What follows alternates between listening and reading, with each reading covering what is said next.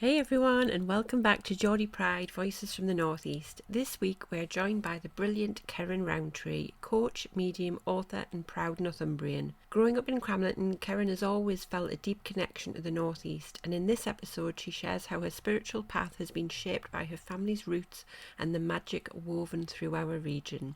We chat about everything from childhood encounters with the spirit world and haunted castles to the special energy that runs through the Northeast, where coal dust, history and ancient magic all come together to shape who we are. Ceryn gives us a real glimpse into what it's like living as a medium day to day and how spirituality has supported post-mining communities.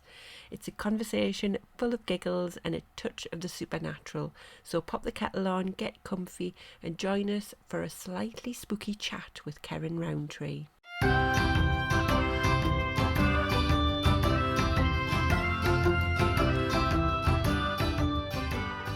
You're listening to Geordie Pride, Voices from the Northeast.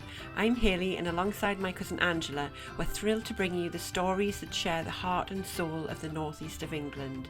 Each episode, we'll dive into the lives of extraordinary Geordies and those who call the Northeast home, exploring their journeys and celebrating their achievements. From the time to the teas, from the arts to the sports fields, we're here to share the tales of passion, resilience, and of course, Geordie Pride. So whether you're from Whitley Bay or Washington, Gateshead or Gisborough, or you're just fascinated by the spirit of the Northeast, join us as we natter with the best the Northeast has to offer.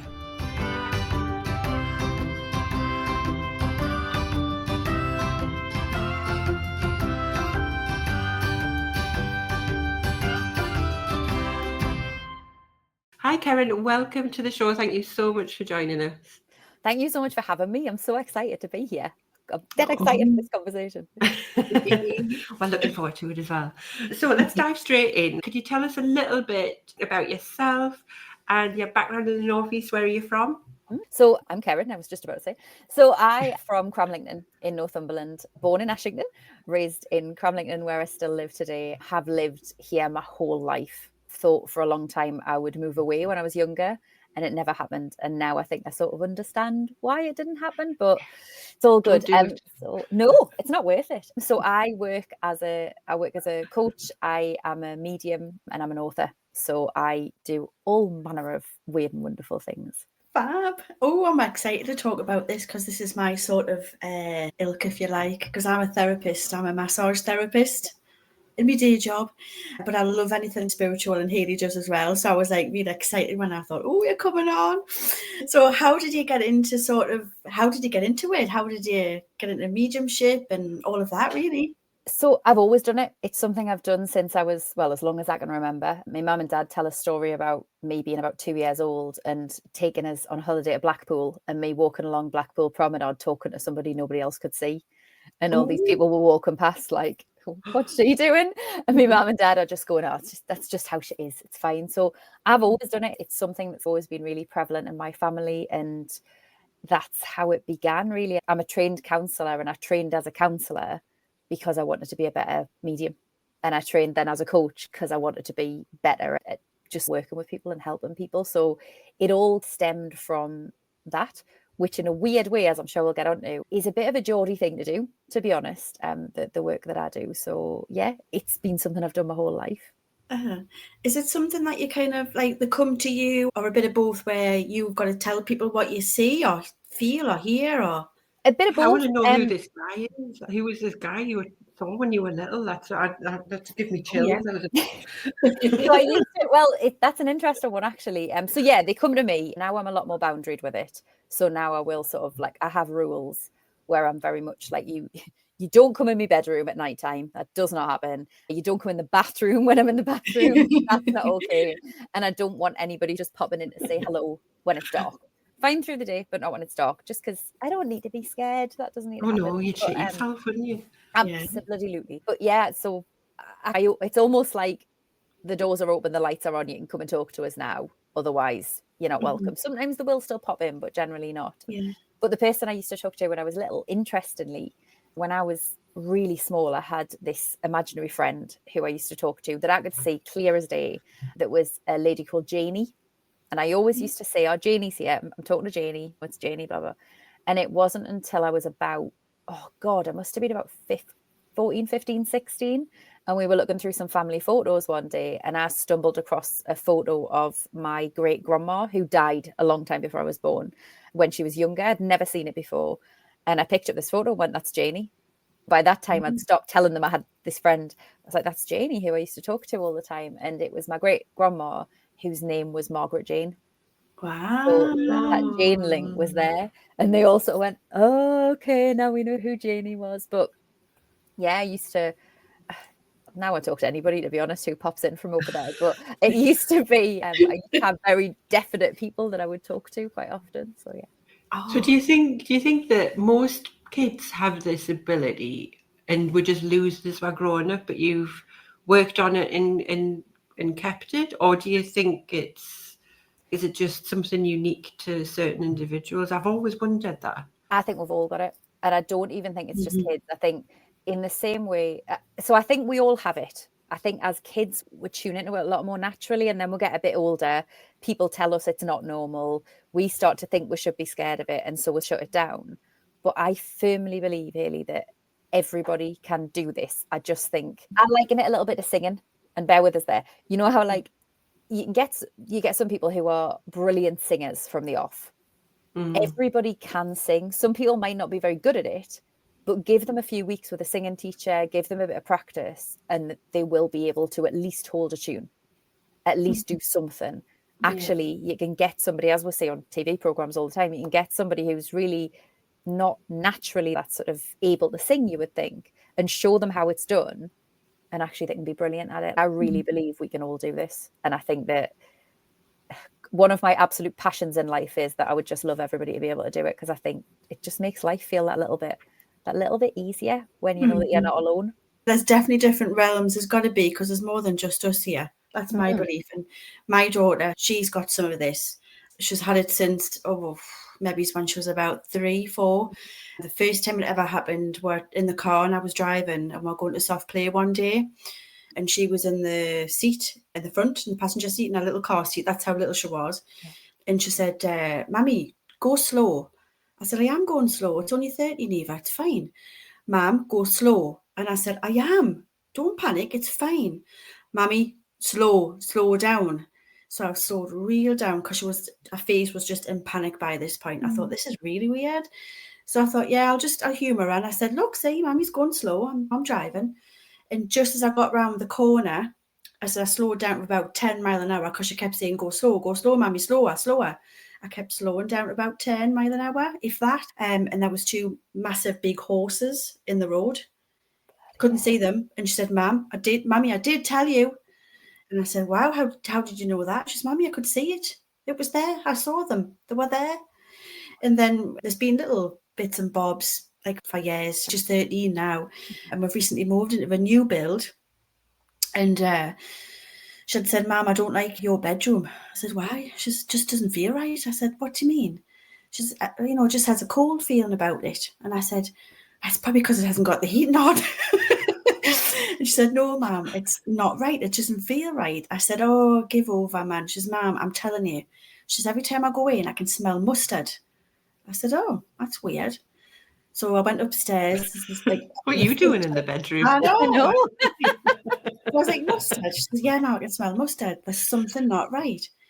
And I sort of like just missed it. And I thought, oh, it can't be anything spooky. It's a new build. So another night came, and my partner's daughter, she came downstairs after putting her to bed. She's 9. And she came downstairs and said to her dad, Daddy, I've just seen a foot going into your bedroom. And we both looked at each other as if to say, what? So, thanks for that, kids. And she was no really one's sleeping well tonight. I know. And she was really scared. I'm thinking, oh, God. So we both went up and had a little look and we reassured her and things, and everything's fine. And then I thought, I'm buying some sage. Good plan. A big massive bit of sage like this, started burning it around the house. Yeah, giving it this. The whole house was stinking of sage. Nobody's smelling mustard now. Exactly. And then Neva, my daughter, had said, Mum, it's still here. I can still feel it. So we had to do it at least 3 times. And she's like, I think it was about 2 weeks ago, she went, Mum, I think it's gone now. But I opened all the windows, saged it to hell, got the bloody crystals out and all sorts. Well, Angela, if anything, you've just, I'm not coming out to your house. I've not been, but I'm not coming now. But yeah, so whatever it is, they've never mentioned it. And I think if it was still here, I think Neva would have said, oh, it's still here, Mum. But she said, no, I think the feeling's gone now. And I don't feel like it's heavy, like it's heavy feeling. So hopefully, but I'm just wondering if I need to look on the, the land registry, whatever it is, and just to see whether it's been built on top of like cemetery or something. I was just going to say that, because isn't it interesting? I think we forget sometimes just how much history there is here. I used to work at McDonald's when I was a student, and I used to, every time I would go into the storeroom by myself, I'd be like, I don't like it in here. It just feels funny. I don't like it in here at all. Every single time. And I was there from that particular one opening. And then I remember one night, probably about 2 years after I'd left, do you remember Alan Robson used to do those Halloween ghost hunts where they would drive around the northeast?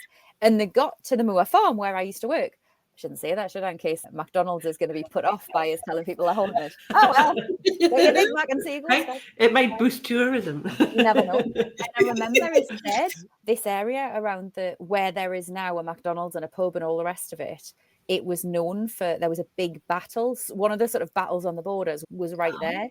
And people were known for seeing ghosts of sort of old soldiers, of like back when it was the Scottish and the English. I don't really know the detail, but it was a known site of seeing spirits. And I was like, that'll be why I never liked being in the storeroom then. All right, cool. So I do think with where we are is built on so much history and so much like really emotive history that it's bound to leave its echoes, you know? Absolutely. I think I've always felt like different energies in places and such. And my husband thinks I'm bonkers. He totally doesn't believe in anything like that.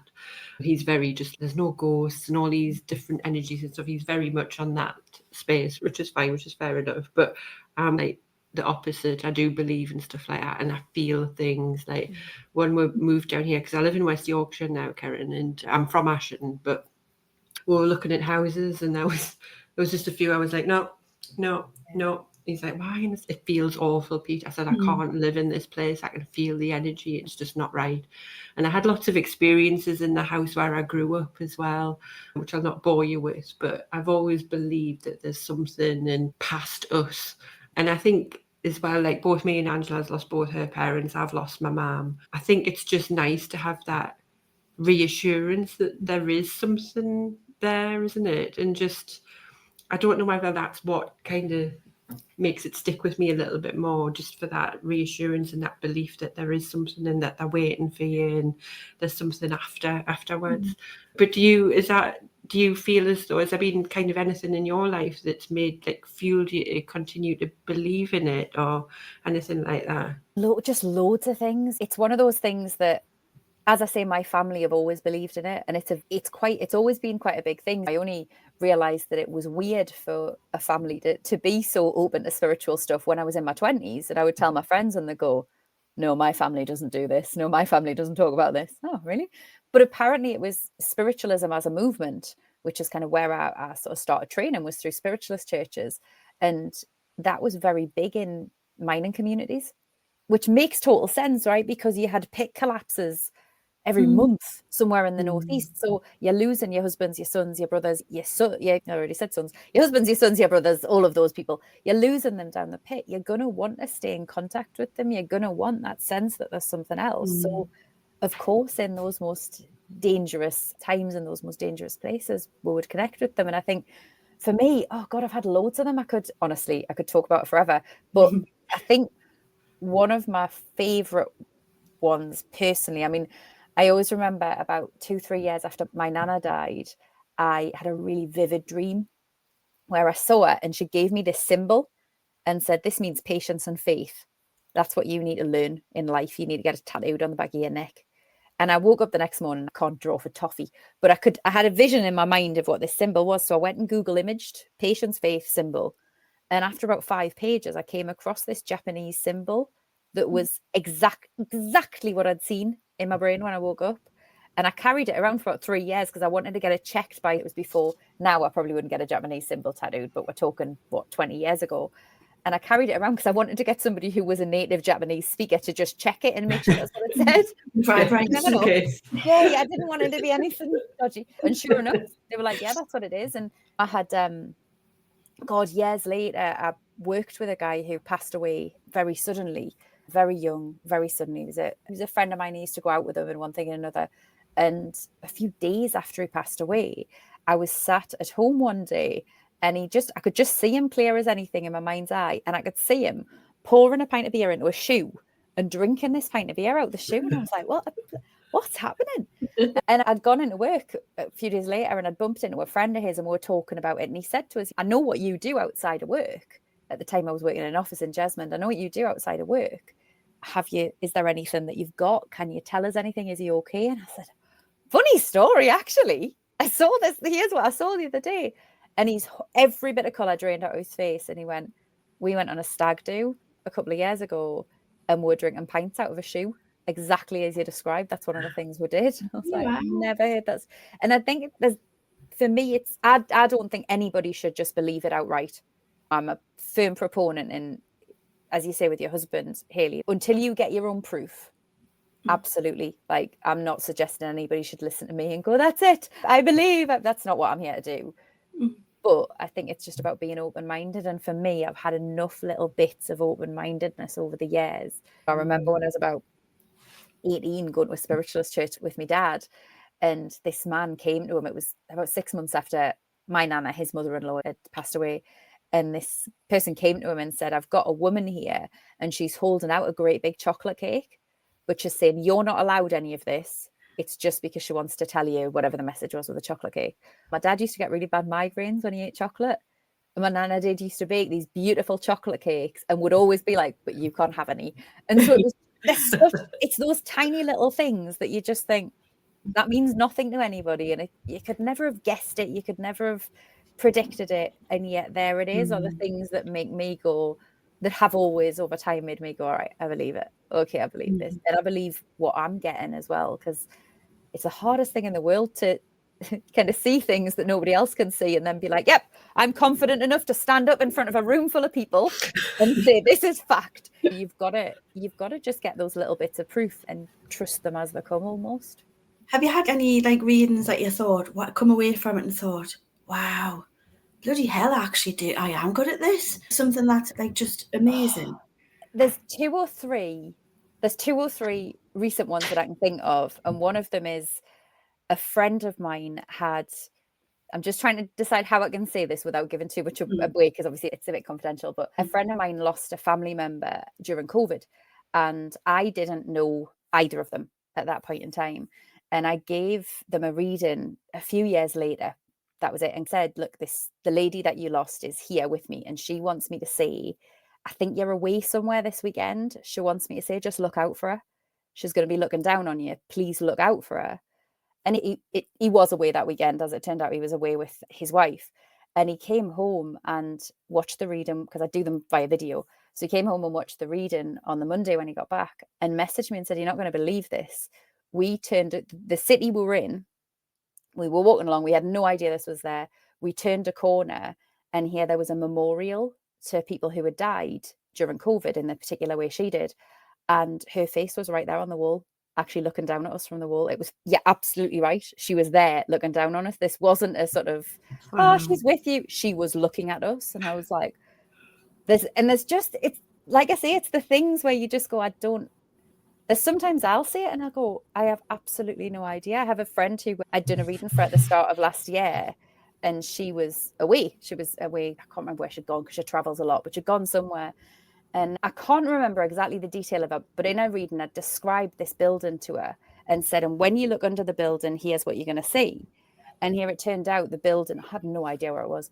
The building that I was describing was like a lesser known temple in wherever it was that she was. And sure enough, in the basement of that building was exactly what I described to her. And it's these things where it's, I've probably got better examples, but I can't think off the top of my head. It's these things where you just go, I don't know there is no logical explanation for where that came from.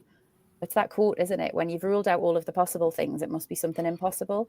And I think over the years, I've had enough of those to go, there's no logical explanation for this. So we'll have to just assume that it's spirit. And that's that. It's as simple as that. So yeah, there's been quite a few that if I really thought about it, I could probably come up with some better examples. But yeah. Oh, I love those. But it's exactly as you say, if you've not experienced those things yourself, it's so easy to not believe in it.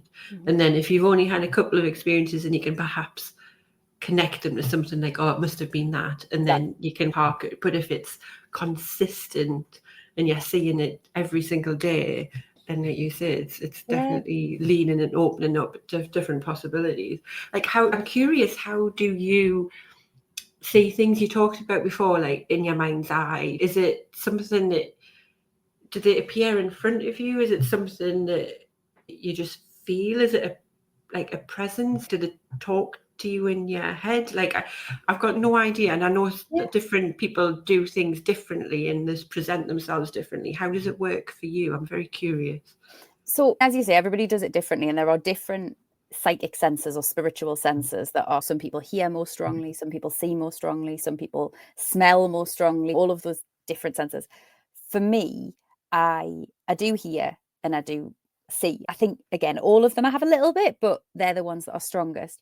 The seeing part of it, I always think, do you remember? I remember when I was a kid, I used to have this book of ancient Egypt, and you'd have a picture of the ruins of the pyramid on the page, and then you'd have almost like a bit of clear plastic that you put over the top that had the pyramid as it was. So you could sort of go, oh, that's how it used to be. Then you'd lift it, oh, that's how it is today. And you could almost transpose the two scenes together. So it's a little bit like that for me. If I really want to, I can almost close my eyes and be like, okay, no, not right now. And I can just see the world as it is now. But equally, when I open up to it, it's like it's transposed on the top. There's a whole other thing going on, which isn't necessarily. There are times I've seen people and thought, oh, that's just a normal person I'm seeing walking down the street, and then suddenly gone, oh God, no, it's not. Okay. Hi, you're right. But 9 times out of 10, 9 times out of 10, that's not how I say it. 9 times out of 10, it's just it's almost like a really light, like, that's a funny noise. It's almost like a really light photo or a really light like copy of the world on top of itself, sort of thing. And the same with the sound. When I first started hearing spirit, a lot of people say you hear it really high pitched because it's a different energetic vibration, and I would hear it slightly differently. Now I hear it very similarly to how I do in the everyday. Really, it just sounds a little bit more distant, and you almost have to tune into it a bit. But as you say, everybody is different, so everybody gets it differently. It's not Sixth Sense, is it? No, categorically not. Like, that film scares the living daylight out of me, so categorically no, I'm not like that. Oh yeah, I hate it if it's like that. God, imagine it. Jesus. Kevin, have you ever gone to Chillingham Castle? Oh, that was a good time for me. That's someone honking their horn outside me. Yes, I have. I haven't been for years, and I keep thinking I need to go back. And to be totally honest, I'm really frightened to go back, because the last time I went, I wasn't it was before I started properly developing as a medium. So I could do it, but I wasn't really tuned into it. But I remember standing 2 or 3 times in the castle and literally retching, because I was just like, I don't like the feeling of this. And we'd gone on a family day. I think I was about 15 or something. We'd gone on a family day trip, and we were walking down some of the outside stairs in the courtyard, and my brother was walking down next to me and just suddenly did that. I'm like, what are you doing? Somebody just pushed me down those stairs. And I was like, it wasn't me. I promise, to this day, I promise it wasn't me. But he swears somebody pushed him down the stairs. So at some point I need to go back, and I've done a lot of the other ones, and I go a lot of the other ones regularly. But I mean, I had a cracking experience in Newcastle, in the castle in Newcastle at the end of last year. But I go to a lot of the other castles regularly, but Chillingham, I'm just going to wait and go back there maybe when I'm feeling especially brave one day. Today's not the day. Is it true, like, you can't like take anything out of the castle? That's what they say, isn't it? They say that if you take things out, it'll curse you or haunt you or whatever for forevermore. But I always think, is it a ploy to kind of get you there, like a touristy thing, or is it real? I think I don't like the feel of it. But then again, I always think the woods around Chillingham, I do a lot of diving into the ancient history of the region and all that stuff, because I'm fascinated and all that. And the woods around Chillingham always feel really sacred. So I wonder if actually, if you were to wander around the woods, whether you would find that there's really beautiful energy there, and it almost counteracts whatever is in the castle. Yeah. I've never been brave enough to go, actually. And I was thinking while we're talking, do I dare take my daughter? Ooh, be good. And you'll need to live stream it. I want to see. We'll do a Geordie Pride special. Geordie Pride Halloween special. That's the one right there. There we go. That's a That's good what we'll idea. do. We'll scare the witch go out to in Chillingham and Newcastle. Newcastle. Are you coming? Let's go. I'll come. Maybe that's what I'm waiting for. We'll have a day trip. We'll have a day trip. We'll go at night. I will be the one shitting myself and running away. Like, no, you won't, because I will be as well. Not see me for dust. It'll be a very short episode.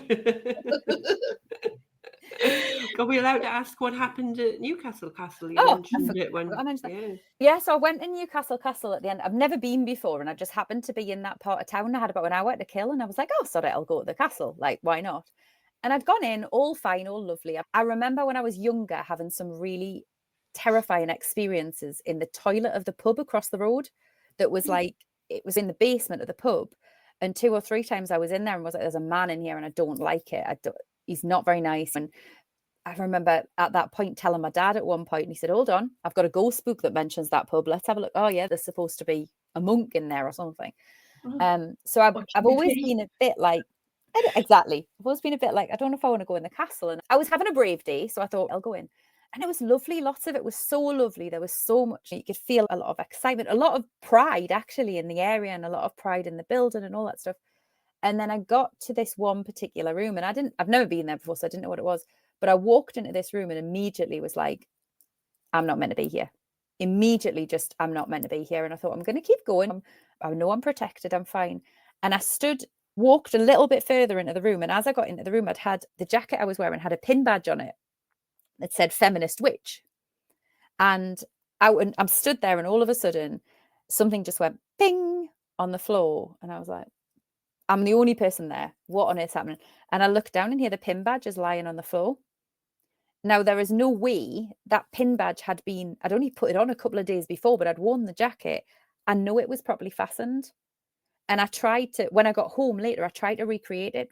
God, for about an hour, just going, right, how could I pull it off? How could I? The only way you could take it off was by actually getting the back of it and pinching the thing and pulling it off, because it was brand new, so it was quite tight. But I later learned that particular room. I learned that it was whatever that particular room was near to the chapel, I think, which they don't like a witch anyway, full stop. But I later learned that room, it was something like that. Because you know that Newcastle, I don't know if you do, Newcastle hung the most witches in one day of any city in Britain during the European witch trials. I think, was it 18 or 19 we hung in one day. And that particular part of the castle was where they were held, apparently, before they were taken. I can't remember if it was for trial or to be hung, but it was where they were held for a period of time. And these people who were hung as witches, who I'm sure were perfectly normal women that just incurred the wrath of the witch hunters, obviously somebody somewhere had been like, take that pin off, please. So that freaked us out already. And then I walked all the way downstairs. It's the big sort of winding stairs right the way down the basement. And I walked all the way down and got there. And I was the only person there, walked down the bottom of these stairs. And I remember just taking 2 steps into this room and going, nope, I'm not meant to be here. And turning around, just legging it back up the stairs. I was like, yeah, somebody doesn't want me here. I'm done. I'm out. But I would happily go back to the castle because it was beautiful. And the views from the top are spectacular. Absolutely. Oh, they're lovely. I've only been once, to be fair. Like, it was one of those things where I think it was probably about 2008, and I went in, and it was, I didn't actually realise there was a castle in Newcastle until that point. I was in my 20s, and I was just like, what? Oh, like, I didn't even know that was there. And I went and had a look around. I said, oh my God, this is amazing. Like, because we're from the same kind of area. So obviously I was very aware of the ones up the coastal route, Bamburgh, Grathannick, all that. And I was completely unaware that there was a castle in the city. And I went in, I had about a good half an hour little jaunt around it. And then, like you say, the views at the top with the bridges and stuff, it's so nice. We touched on this a little bit earlier, but I think it sounds like a good time to go back to it, because you were talking about the witch trials and stuff. Like, how do you feel that growing up where you did, in Northumberland. We've got a lot of history, obviously. How do you feel that shaped your spiritual journey and what you got into? Oh my God, I think it's so much is my short answer. And I think I said before, when in my 20s, I really wanted to leave the Northeast. I spent a lot of time wanting to get away, and now I realize why I wasn't meant to, because I think there's a particular kind of energy up here, and if I'm going to use the word, there's a particular magic up here that is almost hidden from the rest of the world.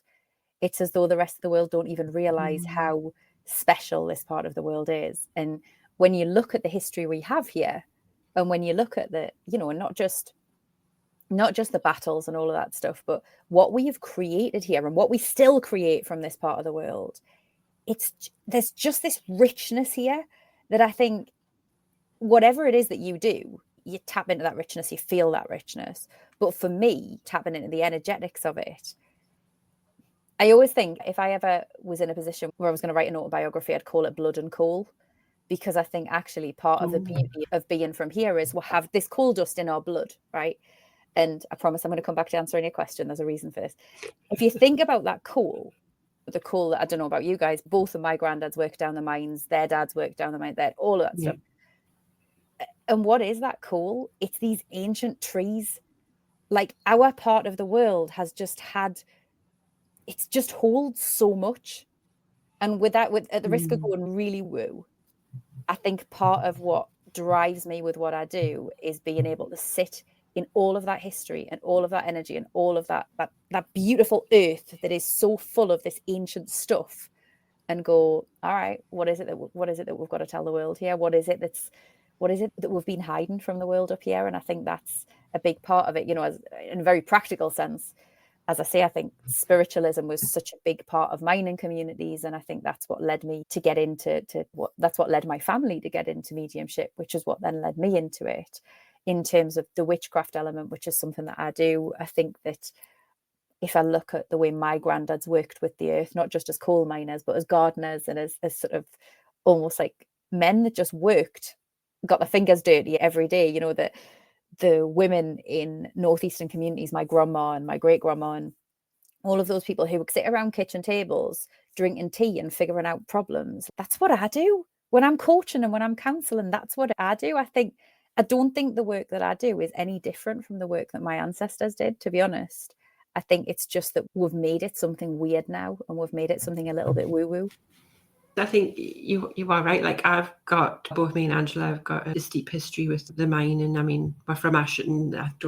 Most people in Ashton were coal miners. Both my grandparents were my grandfathers, but also on my dad's side as well. My grandma was a spiritualist, and she was part of a spiritualist church, and it was part of their life, and it was very normal. And I think modern times it has evolved, hasn't it? And it's not seen as normal now, but I can't help but feel as though because it was so normal, there was this big collective belief in it. Do you still think there's like that overhang of belief that's carried through, or do you feel like it's dissipating a little bit now, like with just more, I don't know what the word is really, is it? It's just people just tend to not believe in something that they can't see anymore? It's a really good question. I think there is more cynicism now, isn't there, that people, but equally, I think if we look at, and I'm trying not to criticize anything or anybody here, so bear with us, but I think if we look at the way the whole of our country was hundreds of years ago, we were all very nature-based. We talked to the ancestors. We were the indigenous peoples of the place where we live were all very much into all of that stuff. We know that they talked to the ancestors. We know that they worked with the ancestors, all of that stuff. And then the church came in, told them that was sinful, told them that was wrong. And I mean, let's be clear. Here, I always think anywhere that the church comes and makes a big effort must have been very powerful spiritually at some point, because otherwise they wouldn't have bothered. And look at Lindisfarne. Where did Christianity in England start? It started from Lindisfarne, effectively. And so the church did a lot to tell us that talking to our ancestors, we shouldn't do that. We should only do it through a vicar. That kind of, we didn't really want to work with the earth and with the natural cycles. We wanted to work with what they said and with their rules. And I think now, as you sort of, people are becoming a bit more cynical in some senses, but I also think people are also shaking off a lot of the old conditioning that tells them that something is wrong. And even just down to, you know, whether you are a medium who talks to people no one else can see, whether you are a practicing witch, or whether you're just somebody who thinks, do you know what, it's the holiest place I can go, the place where I feel something is most special and most sacred, and I feel something just go ping inside of me, is, I don't know, standing on Bamburgh Beach watching the sunrise, or climbing one of the beautiful big hills that we have up here, or even standing in St James's Park watching a goal go in on a Saturday afternoon. Like, it's about tapping into what feels sacred for us, I think. And I think that there is a lot more realization of people being able to tap into what their own version of sacred is. And with that in mind, I think that has to lead to a lot more open-mindedness. I hope so, anyway. You've answered my question there, to be fair. I was just going to say as well, is there any sort of like place that's really where you can really, for you to tap into and feel really at ease and spiritual, and anywhere that you think that is really special to you, that you think that's, I want to say, powers that you can use, your mediumship, your powers and things that you can really home in on? Yeah. Do you know what I always find interesting? That we don't, I mean, we do have some kind of sacred sites, if you like, that we call, you know, we've got Duddo 5 Stones up north is really known. We've got St Cuthbert's Cave. We've got all, Lindisfarne is a prime example. We've got all these places that are classed as being like sacred sites, or there is something mystical about them. We don't know what. But I think a lot of ours as well have been lost. You look at Cornwall, where there's a stone circle on every corner. There's all these things everywhere. We don't have as many as those. And I often think that's probably because somebody somewhere in the past went, oh, there's coal here, let's dig it up. Doesn't matter what's on top of it right now, we'll dig it up. But for me, I don't think there's anywhere, for me personally, I don't think there's anywhere in the Northeast that makes me feel more just tuned into something really spiritual than Bamburgh. Whether you're standing at the castle, whether you're standing on the beach, it's just one of the most beautiful places. But I live 5 minutes down the road from Northumberlandia, and I always used to say, it can't be a sacred site though. It's only been there for 20 years or something. It can't be a sacred site. And then I read a thing a while ago that said, for starters, who knows what it was before? Who knows what it was before it became an open cast mine, and before that. But I read a thing a while ago that said the thing that makes a site sacred, as far as our ancestors were concerned, that made a site sacred, was having the bones of people they loved there. And I read that about I probably shouldn't say this because I might get in trouble. But I read that about 6 months after I went and scattered my dog's ashes there. And I was like, if it wasn't sacred before, then I've made it sacred now. So there is something for me. I think that our land is just so special. I don't think it matters where you stand. I really don't think that we just live. We're so fortunate to live in a corner of the world that is just, you can feel the magic of it in every inch of grass and every piece of sand, and it's just beautiful. And for me personally, they're my places. But honestly, I don't think it matters where you go, because I just think we're bloody lucky and we live somewhere amazing. I think I've said this a few times. I moved away 10 years ago.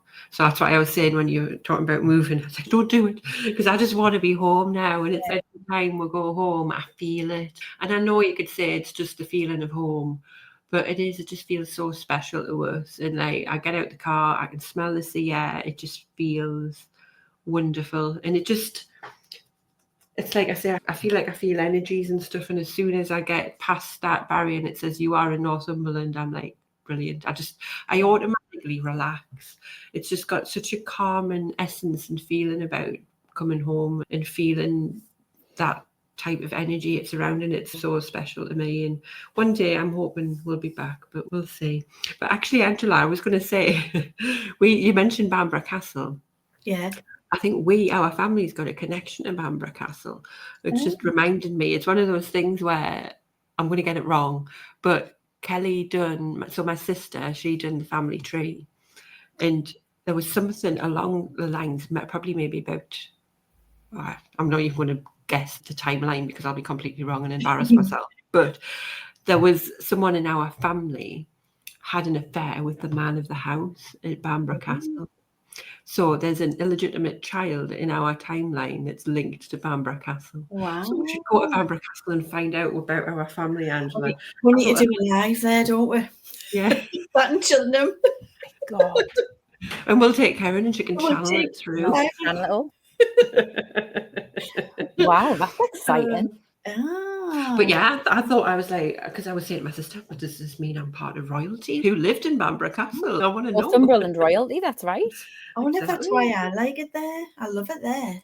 It makes us think of, have you watched Last Kingdom on Netflix? Yes. When he's Lord of Bamburgh, isn't he? That's it. Yeah.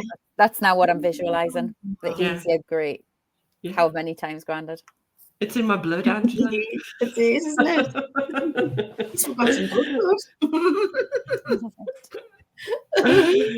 So, Ceryn, what would you say, and we've touched a lot on it already, but what's so special for you about being from the Northeast? What does it mean to you?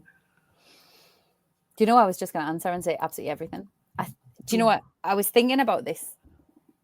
I think we're doing this at such a good time, right? Because we're recording this a handful of days after Newcastle won the Carabao Cup final, right? Which is marvellous. I love that you did that in sync. You both lifted your fists. And I think one of the things that really made me cry about it in the aftermath of that was the fact that I remember when I was going to say when I was little, but it wasn't even when I was little. I remember being in my 20s and having a boyfriend at the time who was from outside of the area who would say, you really need to learn to talk properly. I remember having, I know. I remember having a friend who said to me one day, I worry about the fact that my son's grown up in the place you're from because he's going to sound like you. I vividly remember being a kid and watching Biker Grove and then thinking, well, they're the only people who talk like me. And walking around thinking, but the people here are so lovely. We've got such beautiful scenery. There is so much here that is just wonderful. And yet all people do when they look at us or when they listen to us is like turn their noses up and think that I went traveling when I was 24, 25. And I remember being on a group trip with this young lad who he'd gone to Eton. He was 18, traveling the world. He'd gone to Eton. And there was me and a lad from Liverpool on the trip. And he said one day, he was saying something, I can't remember what he said, but he said, we all know what you Northerners are like. And this lad from Liverpool went, what do you mean by that? And he said, uneducated and unwashed. Oh my God. And obviously we went through him, but I say all of that to say now we live in this time at the moment where the rest of the world seems to be realising it's cool to be a Geordie. We've got the Brit Awards happened, last month? And of the 5 or something awards for current artists in the here and now, 2 of them were won by Geordies. We've got Newcastle winning the Carabao Cup. We've got Ant and Dec. There is so much happening that now people are. It's cool to be a Geordie, and that's amazing, and it feels wonderful. And I look at the generations below me, and I think I hope you're never going to have that. Just don't learn to talk differently. But equally, I look at the rest of the world and go, wait, it's taken you long enough, hasn't it? Come on. We live in this beautiful place. We are surrounded by these people who are just so lovely. By and large, obviously you're always going to get some assholes, but by and large, we are surrounded by lovely people. We have such a history. We have, oh my God, I just love being from this part of the world. And it means absolutely everything. And I think like I say, that coal dust is in my blood. If you cut me open, I will bleed Northumbrian. And I'm and I'm so proud of that. I could not be more proud of being from the Northeast. Yeah, I completely agree. So my eldest daughter, I've got 3 daughters. My first 2 were born up there. And my oldest especially, she sounds Yorkshire. She's got a Yorkshire accent now. She's been here 10 years, which deeply upsets me. But she's so proud to be from the Northeast, and that makes me proud, like even prouder, because I can see the pride in her of just like on Sunday. I mean, when Newcastle won the cup, I was bubbling, but like she was so happy, and like all day we spent the day getting ready for the final, and we had our shirts on. She was ready by 9 o'clock with her shirt on. We made little banners and everything like that. And you could see just the pride in her, and she's not lived there for 10 years, but she just loves it that much. And it's just so nice to know that my children, even though they haven't had their childhood, most of their childhood there, they've still got that connection to it, because for me it is so special that it's my home. And like you say, the world is slowly catching up and realizing what we've realized for so long. And it's nice, like you say, when you're watching TV and stuff. I've never yet, I don't think, watched, say, things like all the reality shows and stuff, and there's always some kind of someone from the northeast, isn't there? There's Geordie, there's like Chris Ramsey, or there's like Vicky Patterson and all that, and they're all there, and I've never not really liked them. They're always so down to earth, just like they take the piss out of themselves. That's what we're all about, isn't it? Like, we don't take ourselves too seriously. We're very humble. We just get on with things. And I think the people in the public eye are very representative of that. And they're given this wonderful impression of the Northeast that we have all seen for so long, and don't necessarily understand, like what that guy said, uneducated and unwashed or something. I know people have that opinion of us because we're from the Northeast, and it's ridiculous, but I'm starting to see that's changing, which is lovely. And I just hope it continues. And like, even with the football, like, you see, I thoroughly expected that when we won it, that everyone, particularly Liverpool fans, I'd be thinking that they're going, oh, it's just a tin pot trophy. Why are they getting so excited by that? But actually, it's been so lovely seeing everybody, including Liverpool fans, going, do you know what? I'm so proud of the Geordies. It's so nice to see them win something. I love Geordies. And it's just so nice for the rest of the country to be around us and cheering it as well, which I don't think we've ever really had before. I think it's just nice to have that camaraderie towards it. It's really beautiful. Yeah. I went to see Sam Fender in Paris earlier this month, which is a whole long story. But what was amazing was we went and we were like, oh, we'll wear Newcastle shirts just to show that we're from the Northeast. We got there. I think there were probably as many Geordies as there were French people, probably more in the audience. And it was just this sea of Newcastle shirts. And I stood there in this tiny little, because it was a lush little venue. And I stood there and looked around and was just like, and this is it. Like, it felt like being at home. And you felt so safe. And everybody's singing Newcastle songs and all that. And then he obviously started singing. Somebody brought him a Greggs sausage roll and just carried it across. I saw that. Yeah. And it was just this thing about, it was the fact that we were all together and it felt like home, but also the fact that people had, we'd gone to see the music, of course, because he's awesome, but like, people had travelled to just go and cheer on one of our own somewhere else. And that was really beautiful. I just thought, this is who we are. This is who we are, and this is what we're about. And that's what I just love it. I just love the Northeast, and and even with the football, like, I saw in the crowd, so Elliot Anderson, he was one of ours, grew up in the Northeast and played in the academy and stuff like that, and then unfortunately he went to Nottingham Forest, but everyone's still so supportive of him. They really want to see him do well. He played for England this week. Like, everyone's getting behind him, even though he no longer plays for Newcastle. And then he was in the crowd when they won the cup, and he was cheering with everybody else. Like, it's just, that once you're a Geordie, I don't think you ever get out of it. Like, it's a part of your character, and you're always there, and it's just something so special. What can you folk? What are? Hey, there's a reason why the production of Vera chose up north, because of all the lovely people and the landscape and all sorts, isn't it? Yeah. Just a pity she get the Geordie accent, though. You should try, bless her. Should try. It's funny though, isn't it? Because you say that, like, you say, what is it? I can't remember the exact words of the question, but what do you love most about being a Geordie? How do you even narrow it down? You can't. Like, can it? Yeah. Because there's you just could speak for hours, couldn't you? You could, and have done. Oh my God, it is just.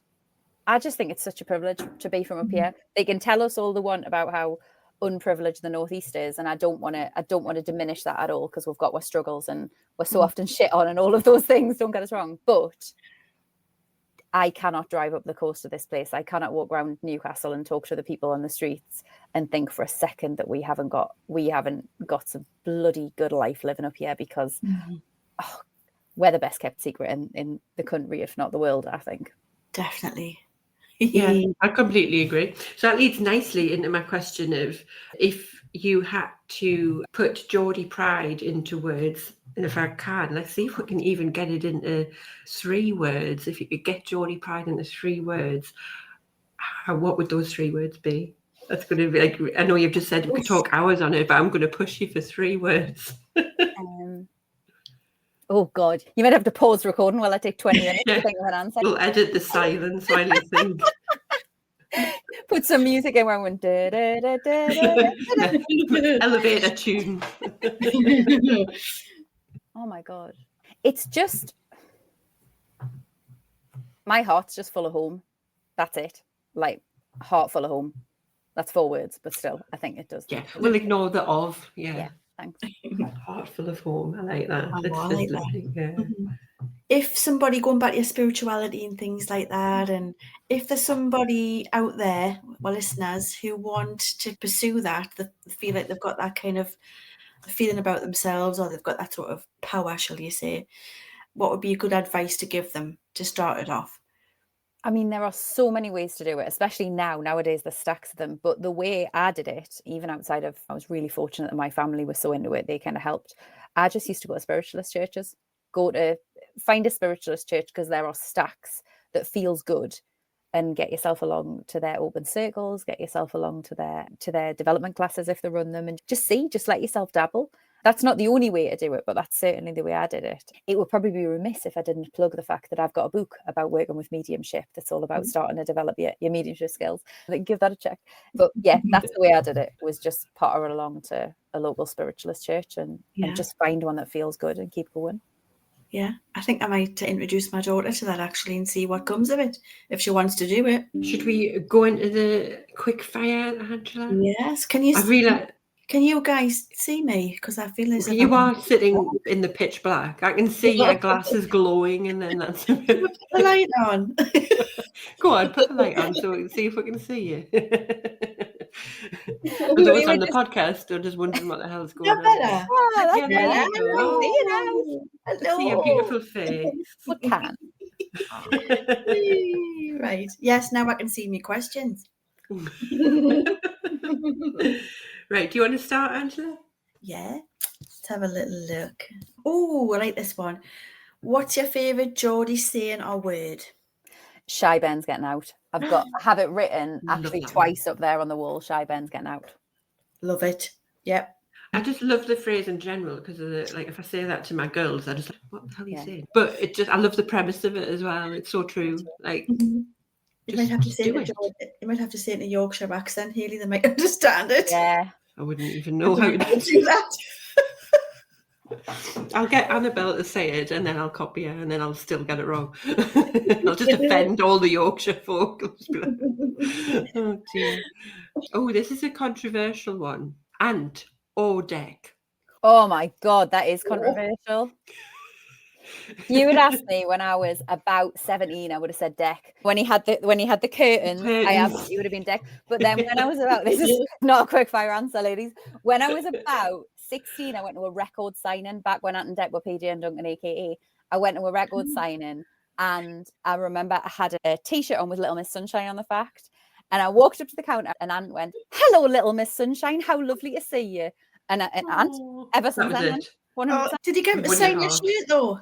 No, I didn't. I got him to sign that whatever CD it was, and I got a photo, but he should have signed my shirt. I should have done that. I think my mum would have killed us if I'd gone home. The hell's that on your t-shirt? But should have washed it. No. Oh no. Yeah. Do you know what? I'm exactly the same though. When I was younger, I used to like Deck with the curtains. I think, oh, he's so cute. Like, he's lovely. And then as I got older, it was more Ant. But I think that's because I think I've told you this, Angela. I used to work with his mum at Marks and Spencer's, and she was lovely. And I think just from that, I just became more biased towards Ant. Do you know when you've got, oh, I know your mum. And I think as I've grown up, it's been more Ant. But you can't have one without the other. You can't have one. But, no. Yeah. No. I wonder if we can go back to Marks and Spencer's and she works there still and say, look, hey, we want your Ant and Deck on, look. That is a brilliant idea. Should be like, and who are you? I can't remember you. This is like 20 odd years ago, Angela. He's got like millions of quid's worth in the bank. He's not going to come on Geordie Pride, is he? Why not? He should have. I'm sure they've got a heart full of home. They could come on Geordie Pride. Well, that's especially now. true. Yeah, that's true. We can only hope. We can only hope. I did doing Shyburns getting out phrase. I did ask his mum if I could get a signed photo. So I've got a signed photo from both of them. So maybe I should just suck it up. Just go and find her at Marksy's and ask. Yeah. Right. Next question. What's your favourite hidden gem in the Northeast? Somewhere people should know about. Ooh, that's a good one. I don't know if I can think of just one. And I want to say Northumberlandia because I think it's beautiful. But what's the beach? Hold on. You might have to give us a pause for a second. What is the beach called? Low Hawksley Beach. Low Hawksley Beach, because the thing I love about it is when the tide's out, there are some petrified trees that are literally thousands of years old that you can see on the beach that are from the time when there was a land bridge between us and like Scandinavia. And I just think that's spectacular. Like the fact that on a beach, you're just walking along a beach and you've got a thousands of year old tree just sticking out the sand. It is spectacular. Cool. So I think Low Hawksley Beach for just that reason. Oh, nice. I didn't realise that, actually. I'd probably trip up on them and not realise what they were. My dog actually did, yeah. Damn seaweed. I'll start kicking it and I'll break it or something. Break my leg. Ask me famous question, Hayley. Oh, go on then. Yeah. She asks this everyone, and I think she's had about a 5% success rate so far. Okay. Oh, if you're from this neck of the woods, you'll know what this is. What is a cracket? Is it not a little stool that you had next to you? Yes. Can I have a cracket? Yeah. Yes, you've got it. You've got it. Only a few's getting that, mind. Really? Yes. Do you think it must be a pit? Do you think it's pitmatic, Angela? Is it like it must be a pit thing? Yeah. It must be, because it was one of my granny's stools in a house. Yeah. Sit on the cracket, Ange. Sit on the cracket. Get your ass on the fire. Oh, isn't that lush? Yeah, she's asked that nearly to everyone, and most people say no. There's only been you and one other person, like I know. last week, wasn't there? Yeah. Well done. Well done. Proud. Big tick. The last one, and this is the question we ask everybody. What is your go-to Greg's order? Oh my God. This is going to make me sound like such an arse. I really love. It depends on my mood. You cannot beat a festive bake. I am one of those people who gets excited every year when the festive bake comes out. And a couple of years ago, I bought so many of them, I sickened myself of them. I just got to the point by mid-November, I was like, I can't eat another festive bake. I think I need to just hold off it. I really love that vegan sausage rolls, and I know that makes us sound very like ridiculous. I love a vegan sausage roll. I also really love the ham and cheese baguettes. I just think they're the best sandwich known to man. Simple taste. But my absolute favourite, if I go to Greg's and don't buy a triple chocolate muffin, there's something wrong. I got the bit in the middle, haven't they? Oh, it's a bit in the middle. I used to work years ago. I had a really horrible job where I was just constantly miserable, and I was about 10 minutes walk away from a Greg's. And the number of times I would march out of the office, I put on about 3 stone when I worked there. I'd just march out of the office on a bad day and come back with a chocolate muffin shoved in my face. Because I was like, this is what I need to get through. Greg's chocolate muffins are the best. I'll die on that hill. Yeah, very nice. I'm the same with the baguettes as well. Get us a sandwich from Greg's. Just a plain ham and cheese baguette. Lush. The baguettes are so good. Oh, they're so crunchy. Oh my God, your mouth's watering. Yeah. It's loving. I love Greg's. I always think that's the sign of a proper Geordie is the fact that you take me anywhere and you could take me to any fancy restaurant and I'd be like, can I not just have a Greg's, please? It's like walking with my fullest totties. Yeah. It's like when we're coming home and we'll sometimes stop at Scotch Corner and there's like Burger King, KFC and stuff, and we're like, just go to Greg's, get a couple of sausage rolls. Greg's. Sorted. Plus, it's really fortune at Scotch Corner, so I'll just quite gladly get some sausage rolls. It doesn't break the bank, does it? So, thank you so much, Ceryn. Is there anything else that you want to share with the people watching, the people listening? Any upcoming projects or events that you've got coming up? I have got, finally, it's about 3 years since my last book came out, but I'm finally putting the audiobook of it out in the next few weeks. So that's going to be out. If you'd like to, if you aren't already sick of the sound of my voice at this point, you can have a listen to that. Yeah, I was going to ask. I was going to ask if it was you talking it. Yes. Yeah, brilliant. And it's interesting when I said that before about how people used to be like, oh, your voice. When I did the book originally in 2021, so many people got in touch and said, could you do an audio book, please? Because I'd just like to hear you read it. And so for all those people out there who are like, oh, nobody wants to hear this Geordie voice. Actually, people do. Everybody wants to hear Geordie voices. So yeah, that's out there. I think I talked over the title of it. Sorry, what was the title? It's called The Divine Feminist. Divine Feminist. Lovely. And otherwise, there's a few other bits and bobs that are underway at the minute, but they're not quite ready to be able to tell you that much about them almost, because they're still just putting away in my mind. So yeah, just head over to my website and have a little look, really, and there's bound to be more things coming up very soon. So, yeah, fabulous. Yeah, we can do that. I'll pop everything, like the show notes, I'll pop the website and stuff in there. Where can people find you on social media, should they wish to follow you as well? So I am just at Ceryn Rowntree on pretty much everything on social media, which obviously is, I always have to spell out both names, but of course they'll be in the show notes so you can see my name. But yeah, I'm at Ceryn Rowntree on everything. So yeah, it's brilliant. Lovely. Yeah, and I'll add that all in the show notes so you can follow Ceryn and see what she's up to, and all those things that are pootling on in your mind, they might come to fruition and you'll be able to check them out. Thank you so much. Lovely. So thank you so much for spending time with us. And me and Angela have really enjoyed chatting to you. I think we probably could have chatted for about another 3 hours. So yeah, and maybe we will do one of those Halloween specials. Yes. You never know. But thank you so much. Oh, thank you so much for having us. It's been so lush talking to you both. Thank you. Oh, thank you, Ceryn.